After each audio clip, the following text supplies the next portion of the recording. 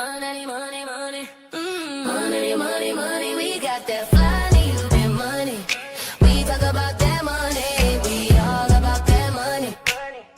Money, money, money, money, money. We got that Fly Nubian money. We talk about that money. We all about that money.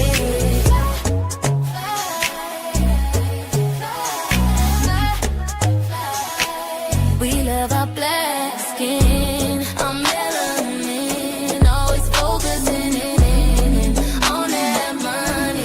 We always win, money never thin, 'cause we hustling, always focusing in money, money, money, money, money, money. We got that money, money, money, money, money. We that Fly Nubian money. Boss talk, only we stack it up.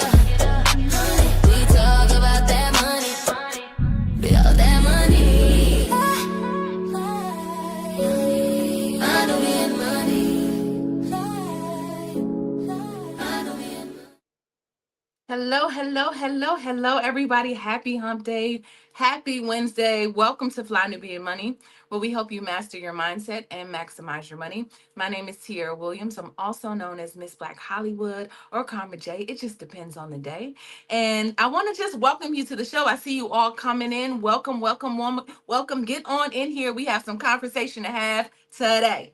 All right. So today we are talking about Gen Z. Gen Z is now rethinking the way that they success and what that looks like. So for decades, Black Americans have been celebrated for our ability to entertain through sports, music, and media. And over time, celebration basically became the direction, right? Many of us grew up believing that if you could sing, act or rap or run with a ball, that was your way out of the hood.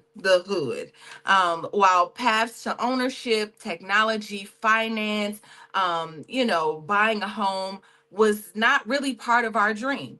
So I want to talk about that today. I want to talk about Gen X and the way they are reshaping really the future and kind of where it all comes from, where it's going to take us. And so, of course, I can't have that conversation by myself. I am joined by my most favoritist, the bestest queens in the whole wide world. I am joined by Dominique Morgan, who is an RN and a coach. I'm joined by the Be Big coach herself, Dr. Felice Hightower-Brit, and Renee, who is CEO of Tricycle Sync. All right, queens, welcome. Happy day. I'm so happy to see all of you and that we're going to have this conversation today. I want to know what your initial thoughts are. What were your initial thoughts when you heard this news or heard about this story? I'll start with you, Dominique. So I'm not surprised. I have kids in this age, in this age group. They think about things differently. The path that we take, they're not necessarily thrilled with. And so they're looking at alternate ways for them to make money. So I'm not surprised by it because you see how they move. You listen to what they say, their mindset. They're just on a different path. Yeah. What about you, Dr. Felice? With you being a therapist and a Be Big coach, like, how did you respond to that, or what do you think about it? I mean, it makes sense for this generation. I mean, this is where they are. We actually, my generation and the one after actually created this generation. And so we kind of paved the path for them to think the way that they do about, how they look at money and things. We kind of made it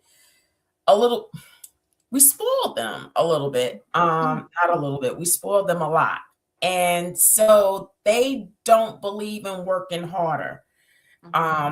They believe in working smarter than harder. And so, we also help them to be able to think outside of the box. And so they don't really like to conform to the traditional ways of how people have been conducting and doing and thinking about ways of making money. And so they are very good at thinking outside of the box about how that can look. And they don't like conformity, not necessarily in the way that we've done it. And so I'm not surprised by this. And I'm actually excited for them about this. What about you, Renee? What do you think? What do you think about this? Well, Gen Z, they're looking at zero security with the way that we grew up. Their parents or me, they see that they're not getting any type of security the way that the traditional way that we have taught them, or they have not really taught them, but what they've seen of us. And they're like, I don't like that. You come home, you leave at 6 a.m, you get home at 9 p.m. No, ma'am. Oh, So ma'am.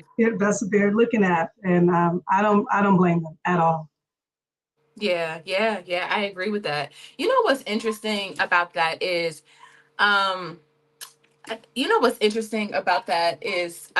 is basically like when I think about my own daughter, and I don't know if she's not Gen Z, but like you all said, like they just kind of think with a freshness and with a newness. Growing up, it was about I feel like it was about survival, y'all. And like I think Dr. Felice said, we kind of took survival off the table for our children. They're not worried about depending on how you grew up. I know for me, you grew up in the hood, right? So there was like we had to get it how we live, free lunch and doing the things. And I think the good thing about that is like I also was young and it created an entrepreneurial spirit that I've had that also runs in my family. But at 5 years old, I was like, how can I get this money? Right. And so that was the birth of my first lemonade stand. So depending on the way you look at this, the way you look at it, but taking that struggle off the table has been good and bad because it's like I don't want to work too hard. And I think sometimes I don't know, would you agree, Dominique, that at some point some form of hard work is required to make money, like that grit is required? Do you think that, Dominique? I do, but I still think that when you think about this generation, they are willing to do the hard work, but not in the way that they've seen us do it, right? So we're going to work, we're working hard for somebody else, and then we're barely making it. Sometimes, we're struggling. We're gone, as Renee said, we're gone from sun up to sundown. So how is that we're not able to travel and enjoy life? So yes, it's okay as an entrepreneur. I don't mind working hard for my own. So I think that they have that mindset. I think that they don't mind working for what they want to work for. And I do believe that you have to have some form of, you have to be willing to work hard. And I think they understand that. They just don't want to do it in the capacity that we've done it. Yeah. And we didn't have access. I think that our parents, when I think of my great grandmother, I think of her taking me with her as she was going and cleaning houses as a domestic worker. And I feel like I'm my great grandma's wildest dream because I know she wasn't, we weren't, obviously times are different, but I make more than my grandma probably did in a year, like in a month. I don't know, right? I don't know what she was making, but I know they weren't, she was just making it work. And so I think that's so interesting. Dr. Felice, when I think about entertainment though, and I think about how we've been kind of programmed and shaped around entertainment, it feels like Black people, since I can remember, I mean, we Black and proud, but before that, like us becoming the source of entertainment for American culture has been, I mean, a decades long reality for us. And so were we wrong for having that be that seemed like the only way that Black people could kind of make it in the world was if you were talented, your talent would take you far. So were we not wrong for being programmed that way? But what do you think about that when you really think about it? So I think it's individual because if you didn't grow up, I didn't grow up thinking that was a path. Like neither did my brother, and he was into sports. That wasn't something that my mother geared us towards. So, and there wasn't anyone in my family who was saying that was the only route for us. In fact, for us, it was education. Education was our route.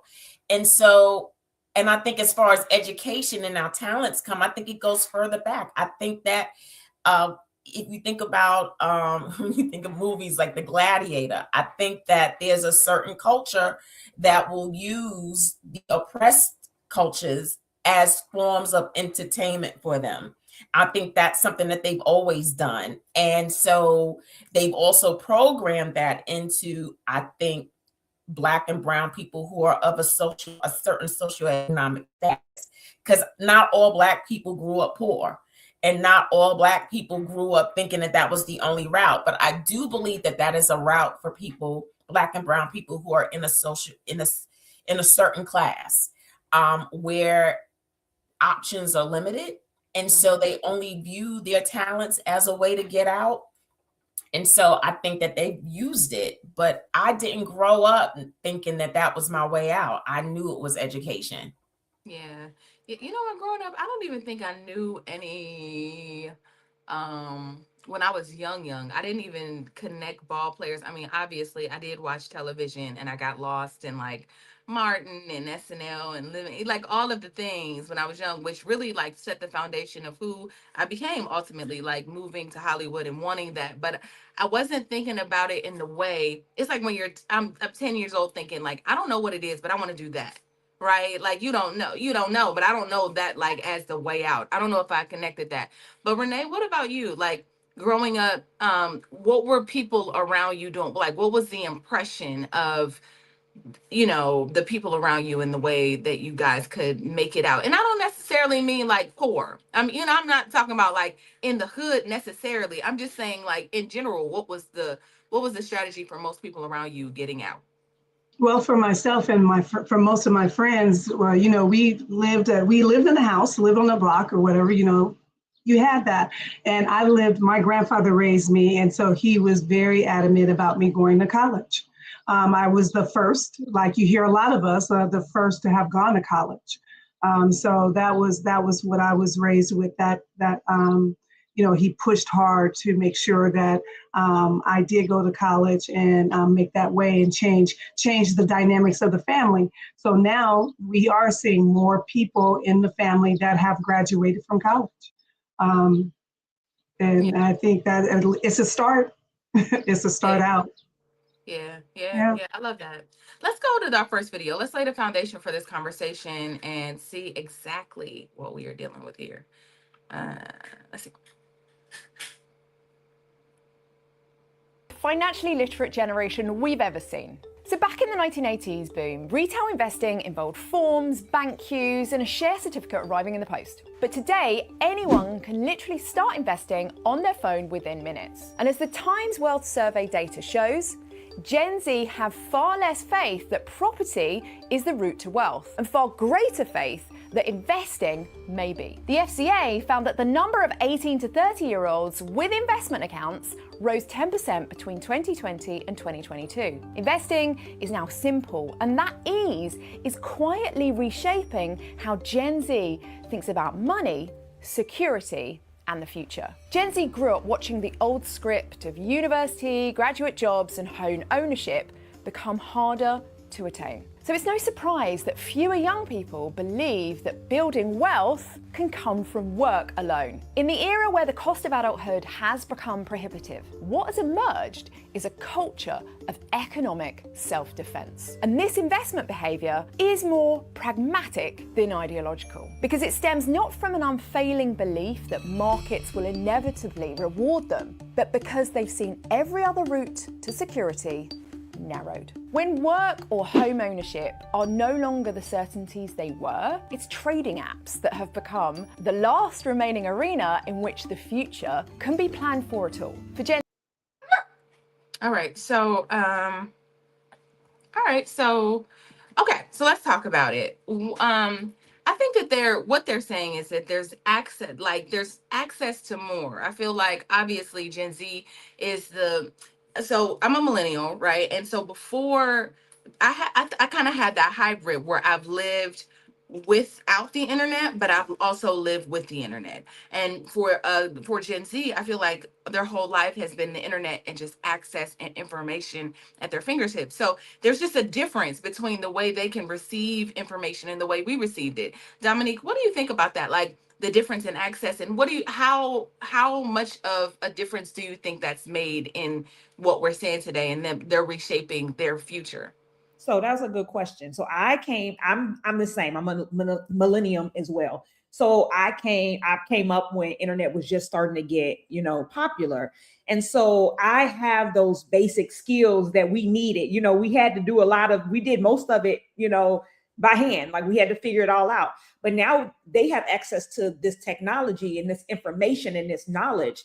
And I think that it is beneficial, for them, because like I think about myself, the stuff that it would have taken me months to do, now you can do in less than a day.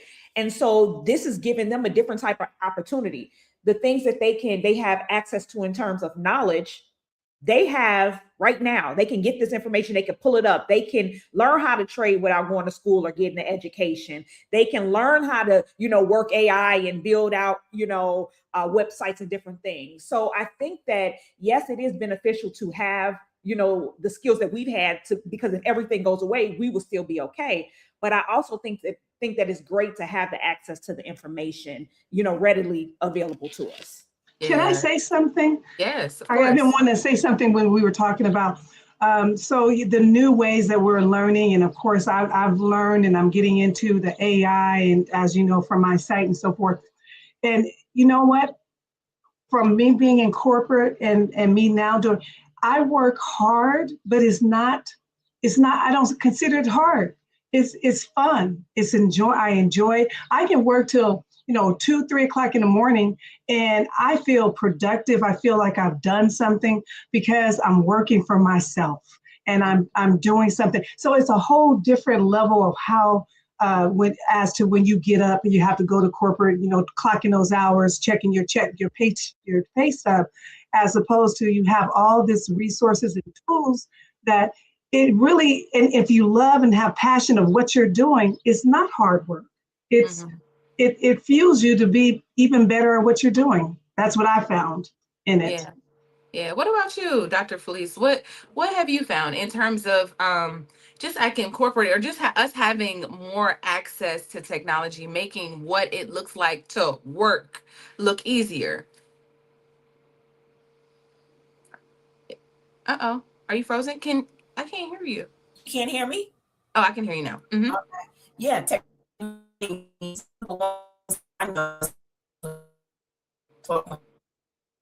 Uh-oh. Can you hear her, or is she just going in and out for me? Okay. Dr. Felice, you're going in and out. Can you It looks like on this the screen is going out. Okay. Can you go out and then come back in? Can we do that? Okay. All right. So yeah, Dominique, did I ask you already, like the transition in between, like does AI and all the information that we have access to even make your life easier? Has it reshaped the way you think about success? Oh, absolutely. It makes you, it gives you the opportunity to work smart and not necessarily work hard. I think we created this culture that you have to always work so hard, right? And if you're not working hard, then you're not getting nowhere, nothing's happening. I think now we have so much access, right? We have so much information right at our hands. You can build almost anything. YouTube, AI, and you can learn how to make money without necessarily working for anybody.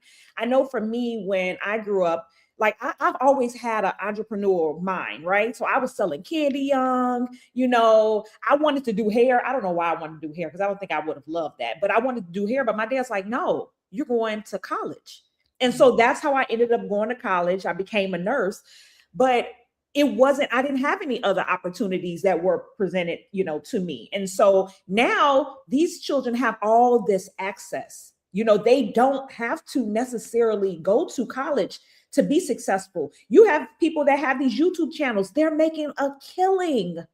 And some of them still in high school, so we have this information and this access where, we're no longer, suppressed, or you don't necessarily have to just go this route. You don't have to just be an athlete. You don't just have to go to college. You have all these opportunities available to you. And that's because we have the technology. We have the internet. We have AI. We have all these things readily available to us. Yeah, I often think about, but you know what? It's the face of what is considered entertainment changing. I'm gonna come to you, Dr. Felice, and then I want you to also finish what you were saying. But I think about like Kai Cenat, who is a streamer, right? But they stream all day long, and they do these like, they bring different people in, and it looks different. Like to me, obviously, when I saw it, I was like, I mean, so y'all just gonna stream all day? Like that's what y'all doing? Until you saw that he started to make millions of dollars and have millions of followers and all of that. And so I just think it again, it's just different. So what do you think about that? Like, is the face of use what we typically used as music and entertainment and basketball, now it looks a little different, but it's kind of the same thing, like streaming and stuff like that. What do you think? Or YouTube or skits or sketches or all of that? So I think, with each generation, we all come up with our own thing, right? And so this is their thing, but there's a difference with their level of entertainment, even cognitively, right? Because if you think about it, they can't tell time. Like they got to do it on the day. Like there's certain things that our generation had and that benefits us cognitively, right? And so they are running the risk of losing cognitive function because of technology doing a lot of the processing for them. Yeah. And it is like for real. Like when I meet with clients, one of the things I hear all the time, and I tell them, look, like this is unacceptable. You ask them a question, and if they can't pull it up like really quickly, like in a technologically way with Chat GPT, I hear them say all the time, I don't know. I don't know. I don't know. That is alarming. And with all these advances that we have technologically, they are also the most mentally ill generation. 63% of Gen Z say and believe that their mental health is less than good. So that is alarming. That is a crisis in the making. So yes, we've made all these advances, but how you got to think about, we're always in the short term. Everything with them is immediate, microwavable, right? And that's a part of their mental health stuff too, is that things need to come quickly. They also dying younger now. Now you see what's happening with, like, they're getting diagnoses like with colon cancer, the young Black girl who just died at 22 from like literally they're leaving here earlier. And so is it great? I don't know, right? Is there a benefit from how fast we're advancing? If it's sacrificing their time. You could be striving all you want, but if you don't have your mental health, you can't sustain this hustle and what they're doing. So I think there's got to be a balance, but we got to bring them to old stuff. We got to have them telling time with the old school clock. We have to have them reading. Like we have to have them not so dependent on technology, because like you said, we'll be the only generation that can snap when and if, because they say that when and if we get hacked and everything goes, it's just a matter of time where they hack the internet and where things go down. And so will they be able to be okay? It's interesting. And I think that's where this grit, you were going in and out towards the end, but we got the gist of what she was saying. It was just me, y'all, but Dr. Felice, you going in and out, but I want you to be part of this conversation. So I don't know what to do at this moment, because I'm like, I don't want you to go out and leave. So we're going to just roll with it today, y'all. Because I know you have some great things to say. I love that. And I think the interesting thing about it goes back to that grit. Like that grit, regardless of what, like putting something under pressure and having it kind of go through a fire is something that I think we all had to do, whether it was college, when we were younger, not being broke, but not having access to everything. Not, I know everybody didn't grow up the same way, but there was some type of pruning process that we all had to go through, that we could make it now, and then we could make it without anything. And I think that's the difference. You talk about mental health, and I'm like, man, that's the reason. They don't have to go through anything. If my daughter, literally, I have a conversation with my daughter, she doesn't overwhelm quickly, but she does she'll be like, I'm overstimulated. You know, she know all the words, stuff start happening. She'd be like, I don't know. I'm like, well, I mean, it's okay. Nothing is really going on, you know, but that's their experience. Like, not too much can happen at a time before they're like, I'm overstimulated. This is just too much. I gotta go and decompress. Like, you know, But think about it. They're overexposed on every level. When we were growing up, we had time to take in new data. We had time to process and think about what this new data means for us and how we want to use it. They are overexposed and they have less time to figure out how they're going to use this data for themselves. So think about how overwhelming and overstimulating that can be to a human brain that is not fully developed. And how to take in all this data. It's everything is over. They've got over pressure. Now they've got the whole world that can be in on their world. When we were just in our small pockets, like I was in the hood in Brooklyn, right? But that was it.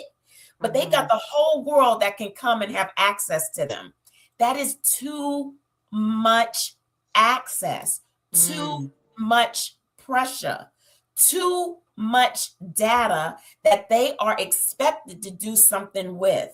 And so we've got to be able, we've got to help or figure out ways that we can slow this down for them. I see. I saw you, Dominique, did you have something to add to that before I go to this next video? Yeah, I was piggybacking off of her. Like, even when you think about technology, like you said, it's too much, because the minute you learn this, it's something else. Literally, today is this way, tomorrow it's a totally different way. And so you haven't even grasped this concept before. Now you got to go and grasp this concept. But how we talk about we need to get control over it. How do you get control? You see toddlers walking around, they're not even talking, and they're walking around with tablets, right? In school, they don't use books. Like, my son started his freshman year of school. We go to get books, and they're like, oh, you don't have any books.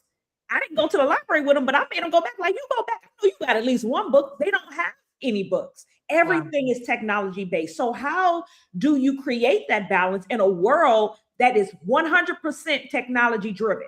People don't have to read books anymore. So we have to be intentional, right? When you look at other cultures, right? First of all, the Chinese don't have the same TikTok that we have. Their kids are still reading in 100% technological, and every other country, all the children know at least another language. It is strictly mainly Americans. And so, because we have decided to relinquish our ability to say what and when and how we want anything to go down with our kids.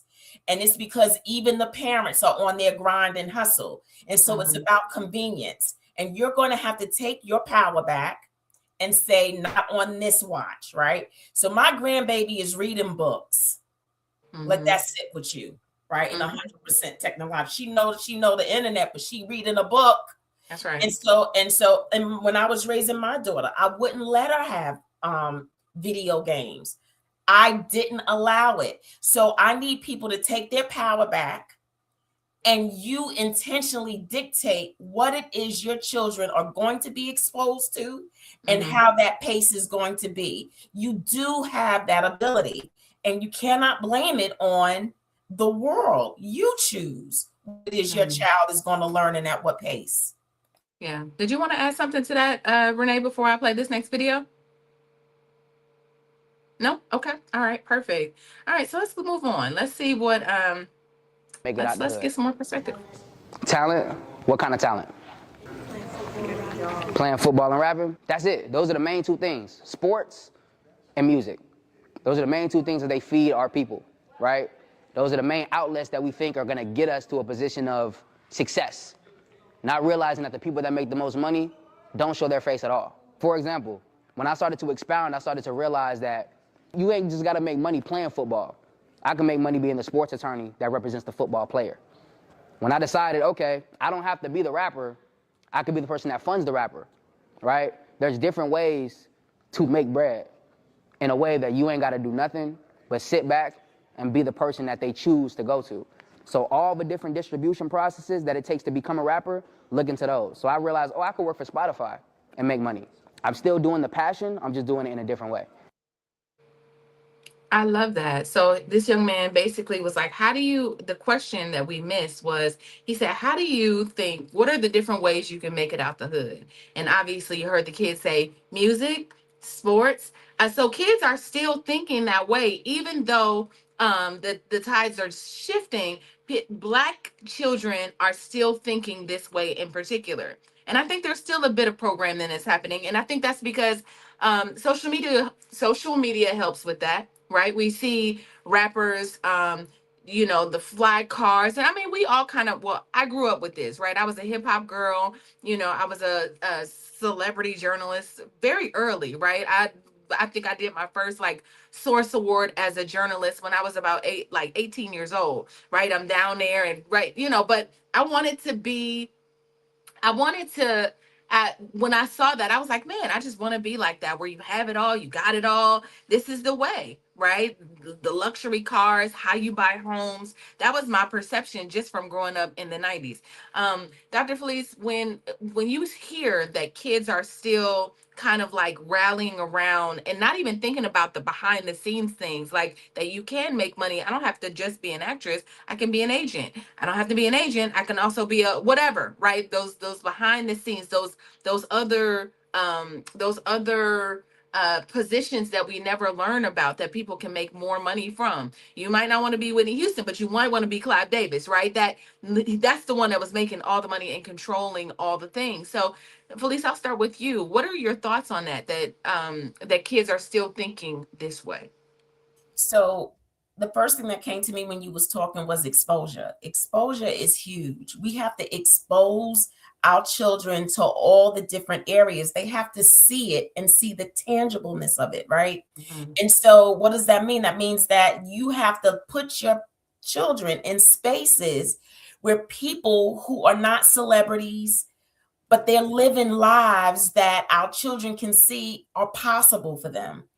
If all our children are seeing that it's possible for them is that music and athleticism, then that's all that they think and believe is available to them.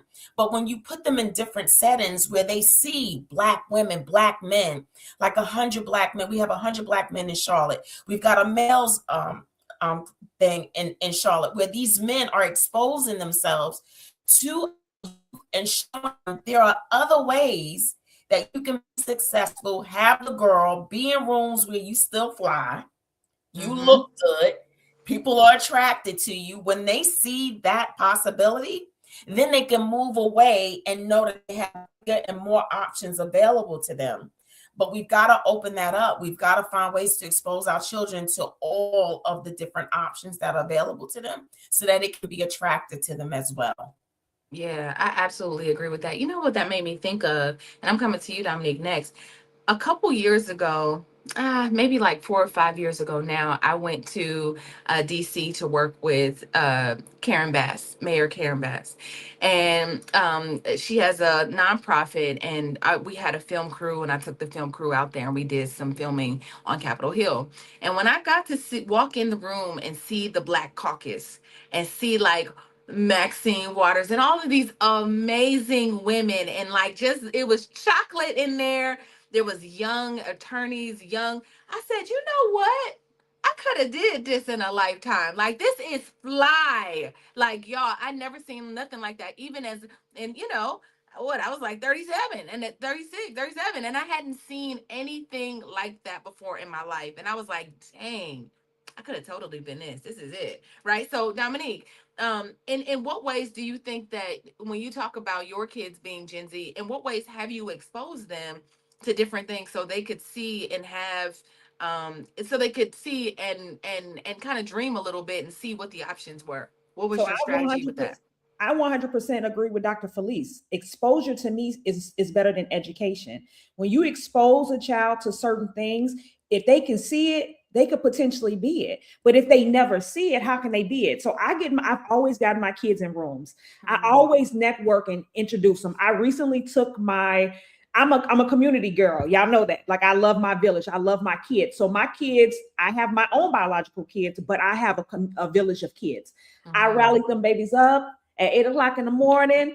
I got parents involved. We need a couple of drivers, and I took them so that they can see an African-American civil engineer. And his wife is a mechanical engineer. You may not want to be an engineer, but you don't know what you want to be until you get into the room, so that you guys can have an idea of what this looks like. Because, like, can I do this? Let's see. Some of them determined that it wasn't what they wanted to be, but you got in the room. You were able to make connections and networks because there were opportunities in the room. Our kids are in high school, opportunities for scholarship, and just giving them that exposure is so important, and not allowing social media to dictate the exposure. So oftentimes what happens is these rappers and these, athletes is over glamorized on social media, right? So they see all the money and them flashing the money and driving a nice car. So they think that this is the only way that you can get the money and the nice cars. But if you expose them to different things, like that guy was saying, I could be the attorney. I can be the agent, and you can still make good money. You can still walk in the rooms. You can still have the nice things.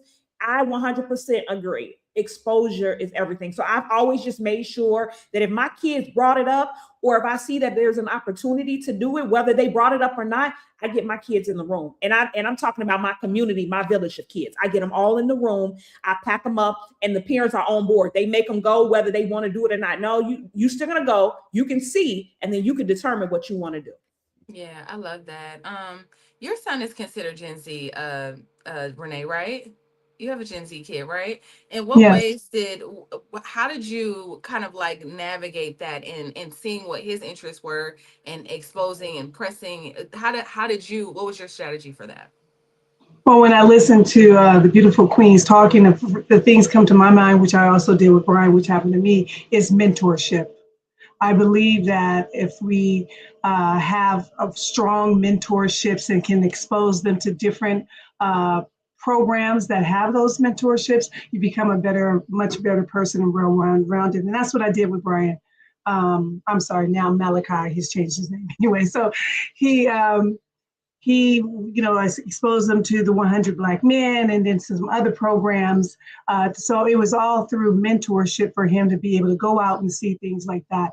I know for me, I was extremely impressed when my mentor took me across the Bay Bridge and have a lunch in a high top tower thing. And the first thing in mind, what do I have to do to be able to do this? And then she started exposing me to this is what I did. And, and you have those experiences, and that opens your mind to want to do better. Yeah. Dr. Felice, what if somebody has never been exposed? I guess for me, I'm thinking about my own self. Like, nobody in my family ever worked in Hollywood ever. Nobody ever wanted to be on television. It was like a knowing, I just read a book that says God is the voice inside my head by 2 Chainz. And God has been the voice inside my head, inside my heart, inside my body, right? Where it's like that guidance came from something I don't know. Like, I would just be like, I'm going to get up and move here. I'm going to go and do that, or I'm going to go. So when I came to LA, I didn't know anybody, not nobody. And I had like a $200 like card that I got, it was after Hurricane Katrina. So I had a $200 card from Blue Cross, something like that. And I ended up meeting a girl at an audition, and she was like, I guess you could come home with me. I was like, okay. Right. So I just think about, like, even if you don't have the exposure, like, I don't know what that is, that I think that there's also something like just a level of trust in yourself. Like, what would you say to kids that maybe don't have the exposure? Nobody in their family does the things that they want to do, I guess is my point. Like, what would you recommend for them? That's a really good question. And, the thing that came to me was books, right? Sometimes, like, even if you can't get the physical exposure, sometimes you can get it through reading a good book, where that will expand your imagination and allow you to go into worlds and rooms, right, that you can dream about and light a fire in you. I know I was a book reader, and my mom did expose me to as much as she could, but there was still certain spaces and rooms that I wasn't in. But because I was a reader, those books took me there, right? And so because I was a reader, those books would take me to countries and areas that I would say, you know, I want to go someday.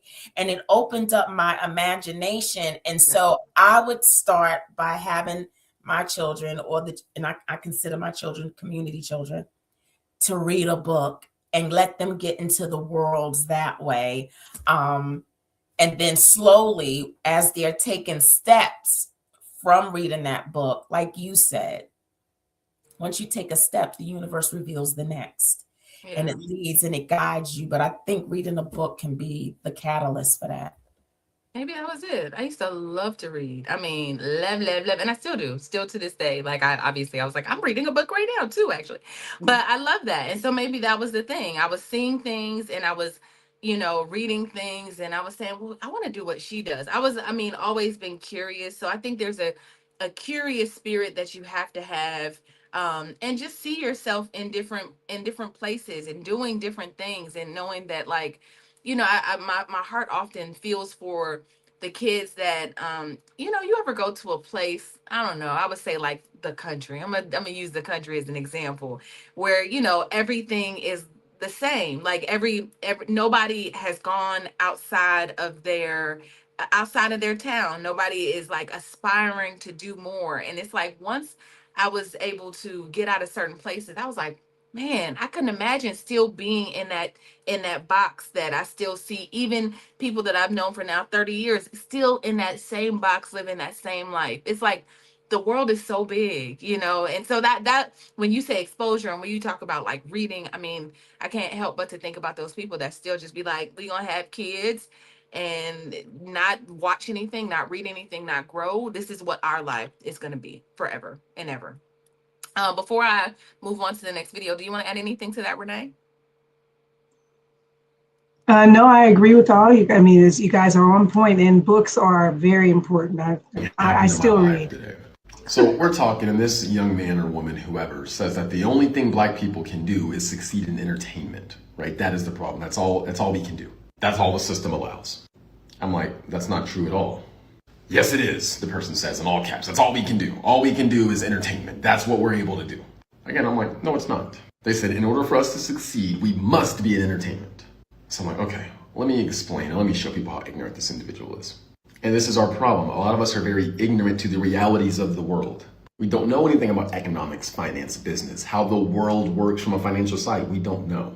So I was like, okay, guys, I'm going to show you guys a part of the problem with the Black community. We are brainwashed to think entertainment, athletes, music, and comedians, all that stuff are the only ways we can be successful. It is not. The system will allow us to be successful in ways that we produce value in. And I was a high-level athlete. But here's a perfect example to disprove this individual's point about we must be in entertainment to be successful. The richest Black American is Robert S. Smith, who founded Vista Equity Partners, a private equity firm that invests in software companies. Investments, finance. Again, we do not need entertainment to be successful. That is what we focus on, and that's why we're so successful at it. We need to broaden our horizons and become better in other avenues. As you can see, stuff like this is where the real wealth is built. He's a billionaire.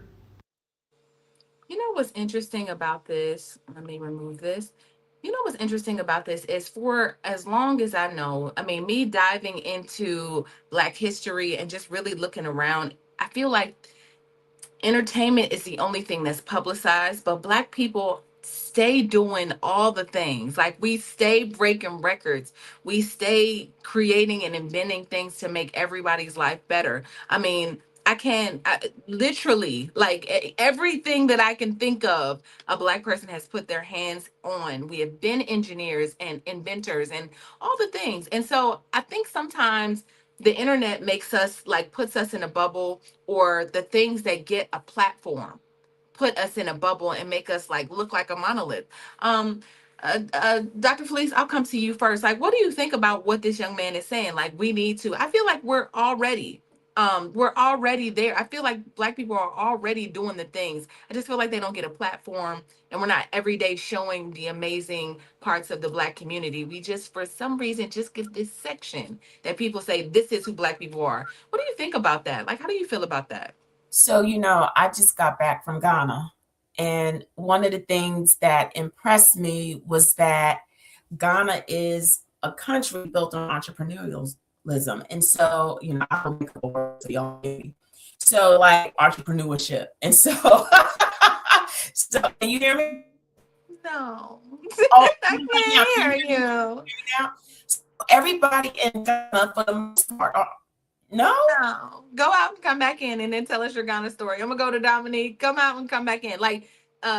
Yes. So she'll be right back. She's gonna come back and tell us her Ghana story. So I'll come to you, Dominique. What do you think about that? Like, what do you think is why do you think that we don't get, and I don't want to really go down to like they don't want us to rise and be seen a certain way. I don't want to go in that direction, but I'm really wondering, you are what you see. And if we are constantly glorifying like or giving platform to people like Sexy Red or whoever else is like, that's what people are going to want to be or feel like they can. So what do you think we could do just as a country or as a community to just say, hey, listen, Black people do all the things and all the things well? What do you think? What do you say to that? I think part of it is, again, it's glamorized to be a certain way. I think part of it is having these real conversations where people say, okay, yeah, I'm not a rapper, I'm not an athlete, but this is what I'm doing and I'm doing well. They have so much access to social media and that's all they see. So when you think about it on social media, that's what comes up, right?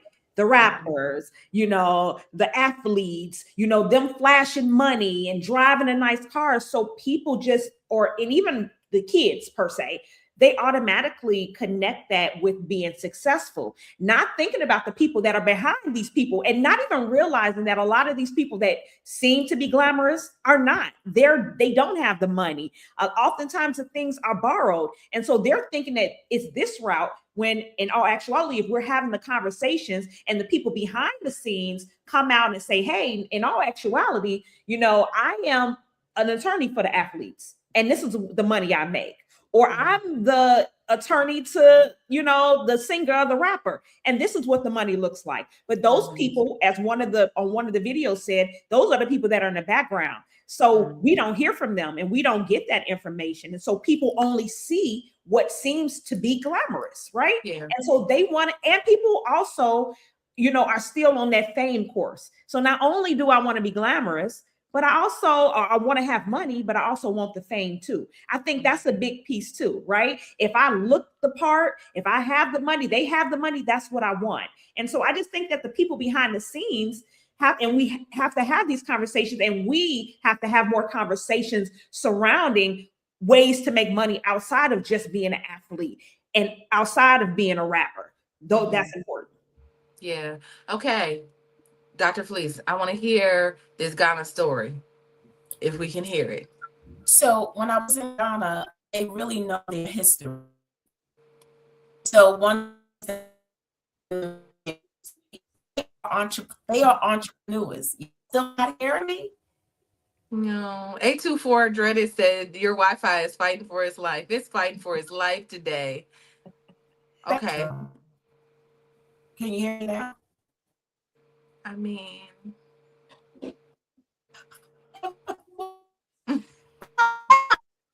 I'm so sad. I didn't hear it. Can you hear me now? Yes, but okay, let's try it again. Let's try it.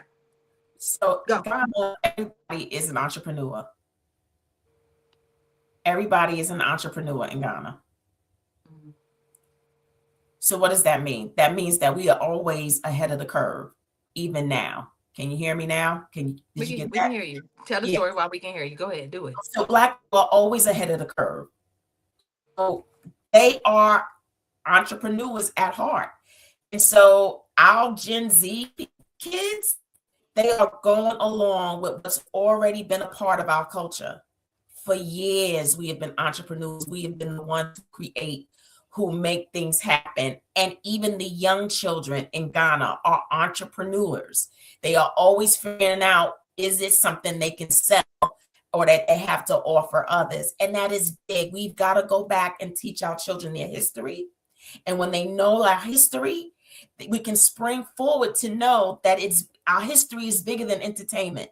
Our history is bigger than athleticism.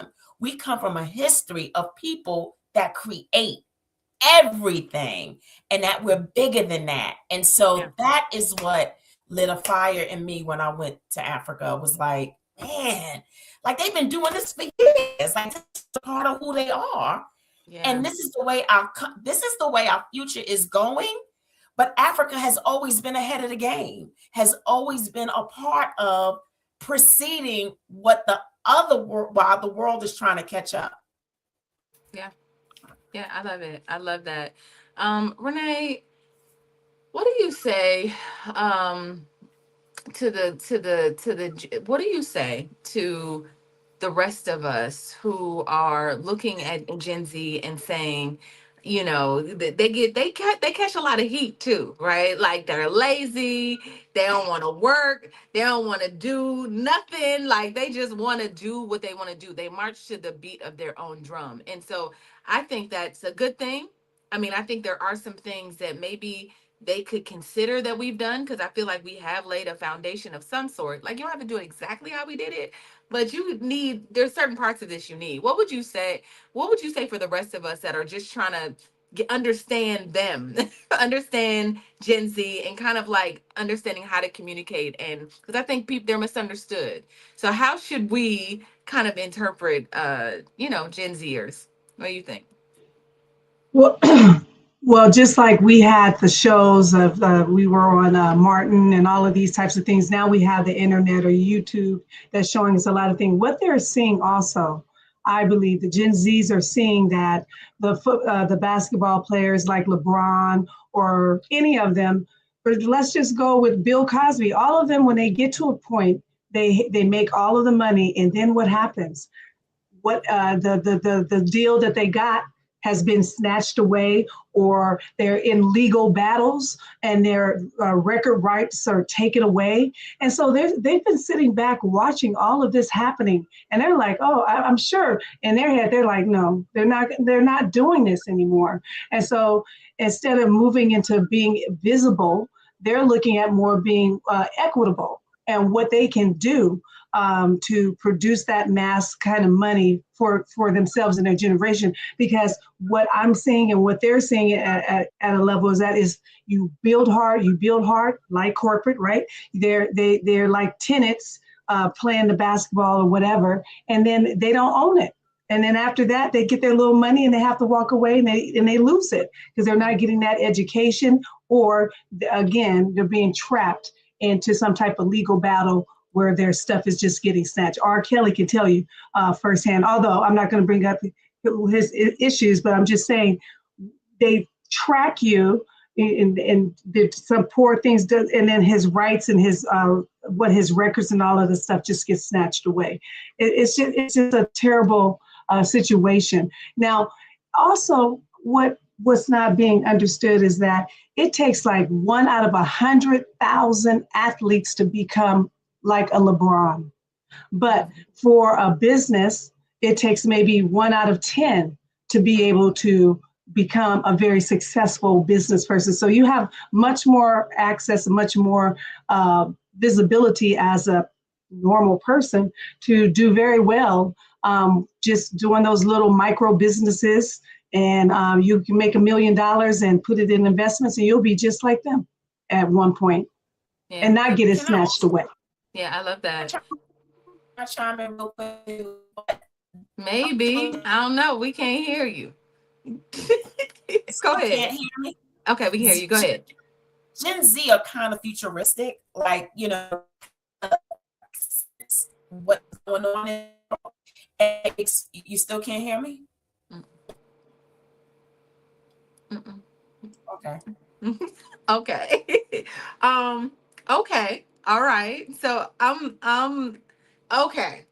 I love what you said about, you're absolutely right, because one thing that it takes, let's just say 10,000 to 20,000. If you want to become a LeBron, you probably got to put in about 30,000 hours of work, of hours to become a prodigy like that, right? And if that's the case, what I love that Renee is saying is that you could take that same energy and put it into something like a business or something and actually still make it, because the probability of you making it is literally 1 in a million. So we might not want to do that. What do you think about that Dominique, and then I'm gonna come to you, and then we're gonna do I'm our. so our beautiful people, and they're saying that they can hear her, although we can't. They say that they can hear her. Yeah, no. We that's old. That's old. That's an old comment. We can't hear. All right, let's try one more time, Dr. Felice. Let's try one more time. Can you hear me? Hear me? I can hear you. Okay, so I just think that our Gen Zs are kind of futuristic. They kind of know what the times are bringing about. And so they're very wise. And I think that they're figuring out that they've got to get on the entrepreneur bandwagon. I need to type it. No, I just think they know this is where the future is going. And so they're going to have to be entrepreneurs. They're going to have to think outside of the box in order to make money. I mean, they're going into college now and coming out with no jobs. They're coming out with crazy student loan debts. They're having to live with their parents or have 5 roommates in order to make it. So they understand where the tide is going, and they're thinking outside of the box to say, what are we going to do in order to make it? At least as much as our parents did before us. And this is the way that they're going to be able to do it. So kudos to them for figuring it out.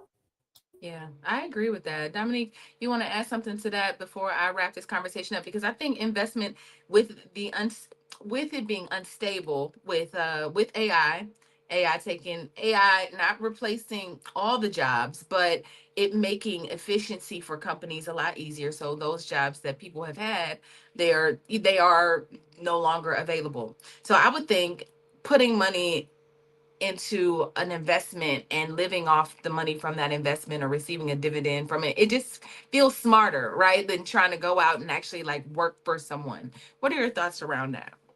I do agree with that. I think that you can make some really great investments that can set you up for life, right? And so when you think about these jobs, right, we were taught to go work a job, you stay there for 30 years, you get a pension, you get your social security. But what is happening now is for this generation, that's not even an option. They're not going to have pensions. Social security is going to probably be gone. And there are people in previous generations that relied on pensions, and then it was wiped away because the company went bankrupt and, different things. I've seen the story of this old man. He was in his 80s, late 80s, and he was consumed with debt, medical debt from his wife. And he had to work as a greeter at Walmart because he no longer had his pension because the company went bankrupt and he was consumed with debt. And so they're hearing these stories and they're thinking about this stuff and they're trying to find a better way to do it. They don't want to go and work for somebody. Like even with a lot of these jobs, I know they're talking about AI is going to wipe out jobs, but these kids don't even want these jobs. Right. They had to figure something out because they didn't want to go work at McDonald's. And, like my daughter, she's like, I'm not working at no fast food restaurant. They didn't even want the jobs. The jobs that at one point, I know for me, that was like, yes, Burger King, they're not for that. They want something different. And the thing is, a lot of them, they're so young. They don't have families that rely on them, right? They probably don't have any major debt, no children, so they can take the risk and they're willing to take the risk. We probably didn't take the risk because we didn't have the option to take the risk. A lot of us, I know I came from struggle. I needed stability. We needed to have consistency. So going to work for a job that is giving you a regular check every 2 weeks was sufficient. But for these kids, it's not. They see the economy being unstable. They see what jobs have done to our parents and they want something different. So they're willing to invest in the stock market. They're willing to take more risk. And so I think it's a good thing. I think I say go for it. Have fun. Do it while you're young. Do it while you can, because when you get older and you're established and you have a family, you can't just up and say, I'm going to make this move because you have people relying on you. Yeah. What's interesting about that is, I mean, as someone who took a risk, right? Like, and still continues to do the thing. I can, being in this ecosystem of like investment and, working under Dr. Boyce and just having these influences for so long, it really started to change my mindset about what work and hard work look like. right? So it would be like, oh, okay, so you can invest money and do what? Once I start talking to the B1 community, a lot of people in this community are thriving. They are investing in the stock market. They are selling options. They are doing just amazing things. And you would never think they're just living their lives, but they're living their lives with security. And so I love if even us millennials took a piece of that from them, took a piece of what they are wholeheartedly being able to embrace in their 20s. I was scared to do that when I was, I had a stock market class in my high school senior year. And it's my biggest regret, y'all. Like I started looking at that stock exchange and was like, I don't know. And I end up like just there was only like a project for the whole class was like a a stock exchange project. And so you had to like invest. They had made it like where you invest in certain things and you had to calculate. All of that was like, I was so scared of that I end up just, I cheat, I cheated. I cheated and I got an A in the class, but I didn't actually learn the skill. And I regret that to this day. I think I saw the teacher on Facebook and was like, I got a confession to make, like, but it's one of the things that when I think about it, that I feel like I wish I would have gotten years and years ago, because I think I would have been that, like the Gen Zers, like, I'm about to just invest this money, about to take this $20, $40, put it in Bitcoin, right? Just made a difference. Anyway. So real quick, so the real Yes. Black Lexicon, he said they are less attached to their parents than previous generations. And so I wanted to piggyback on that. That is the truth. They are willing to take risks even if their parents are telling them not to, or if their parents don't agree with them. They are standing up to their parents and they're saying, no, I don't agree with that. Like, how did that work out for you? Like they're having these conversations and they're okay with doing things that their parents are telling them, no, I don't think you should do that. I think you should go to school, or I think you should go over here. They're literally risk takers all the way around. And they are changing their family dynamics. They're changing, where their family is going because of them willing to take risks. They're pulling their family out because they're saying, no, you tell me I can't do it, but I think I can, and I'm going to do it. And they do it, and they're making a killing. Yeah, I love that. I love it. And to add to that, I don't know, did either one of your parents? I remember when I was talking about the stock market with my mother, and she was like, I put my money in the stock market, I lost everything. And after that, that kind of framed the way, like, you don't make no money in the stock market. I was like, okay. Did anybody else have that experience where maybe somebody that was a little older that maybe tried it? Like, was your family investing in the stock market? Did anybody have that growing up? I didn't know about it until I became an adult. I never heard any conversations about it. I heard nobody talking about it. I had very limited exposure to it. Yeah. Same here. Yeah. Okay, y'all, let's get ready to get out of here. I'm so sorry. We is over our time, but I love these conversations with my queens. I'm telling you, it's my favorite time of the day. So let's get into our International Women's Month fact or honoree of the day. Our honoree is none other than, if we're sticking to singing and entertainment, Rihanna. Rihanna, a billionaire from Barbados, built her wealth not from music, but from ownership through Fenty Beauty. While her talent made her famous, it was controlling the product and the brand that made her one of the richest women in the world, proving that ownership will always outpace performance. When I think about that, it wasn't the music. It wasn't the music. It was like afterwards, the businesses that she built outside of that. I love that. It's not just the talent, it's the business. Show business is, I would say, 10% of it. That's what they say. 10% of it is show, and 90% of it is business. All right, my queens, we gonna rock it. We gonna go ahead and wrap it up. Let's get into our final thoughts. Let's keep them brief because we are over time. And let's just tell people where they can find you. And I actually asked a question. Dominique, what would you, in what way would you advise, let's talk to the Gen Zs right quick. What would you say to the Gen Z community, just to kind of like, what would you tell them if you could tell them anything? So I would tell them to keep doing what they're doing. If it's comfortable for you, do it scared. but they're not really scared. But I would just tell them to continue doing what they're doing, because they are really paving the way. You know, they may not always do it right, but we didn't always do it right either. So don't get discouraged. Keep making those moves. You know, be confident, be bold, show up strong, and they will be okay. So I'm Dominique Morgan. I'm the co-founder of the Whitmore Group, where we exist to educate, empower, and equip individuals to build wealth through real estate. If you wish to purchase anywhere throughout the United States, you can reach out to us.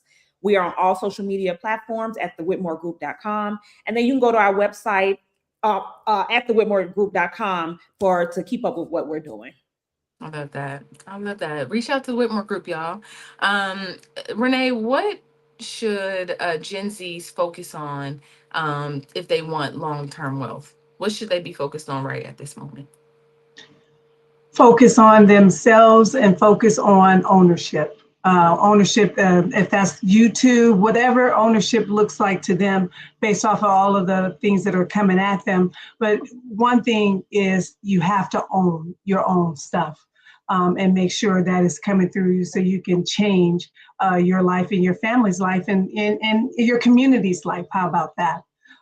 So I really believe that we have to go back to the Ghana. We come from Africa, all of us, right? We stem from them, so we have to go back to our creative space and become owners of our life. Period. Yeah. So I'm Renee Williams, founder of CycleSync. In 2025, they started erasing us from healthcare entirely. The FDA quietly removed its diversity mandates for clinical trials, and the Texas federal court struck down only the federal rule protecting our reproductive health data. So basically what they're saying is that when you go to the doctor, they can take anything that you tell the doctor, they can give it to anybody, insurance companies, whatever. So go to trycyclesync.com, check out the website. We have zero knowledge privacy rules that you can get more help and resources to make sure that you have receipts to protect yourself. Thank you. Perfect. Well, thank you so much, Queens. You know what? I didn't read our stats real quick. I'm gonna read the stats real quick and we're gonna get up out of here. All right. Real quick, less than 2% of athletes go pro despite being one of the most promoted paths. So they lying to you. They lying. 98% of y'all sitting at home with all this skill and talent for no reason. All right. The creator economy is valued at over $100 billion. Create some, own some. Nearly 60% of Gen Z already have a plan to start a side hustle. They say that the Gen Zs is the side hustle gig generation. That's what they are. 84% of Gen Zs say they want to own their own business. That's wonderful. All right. So that's it, y'all. We appreciate you. I saw y'all in the comments. I swear, the way you guys come in, support us every single day. We are so appreciative of you. You keep it going. There is no us without you coming every single day. The Real Black Lexicon, Deborah will win. Double A, I saw you, girl. You just, Mama Walterine, what is up? Like, we just appreciate y'all. And so, June, hey, I see you, girl. So listen, we will be back tomorrow, same time, same channel. If you want to get notifications, if you're new around and want to get notifications, text the word Queens to 87948 and you'll receive information about when we go live. And just, y'all be blessed. Y'all have a good day and we will see you tomorrow.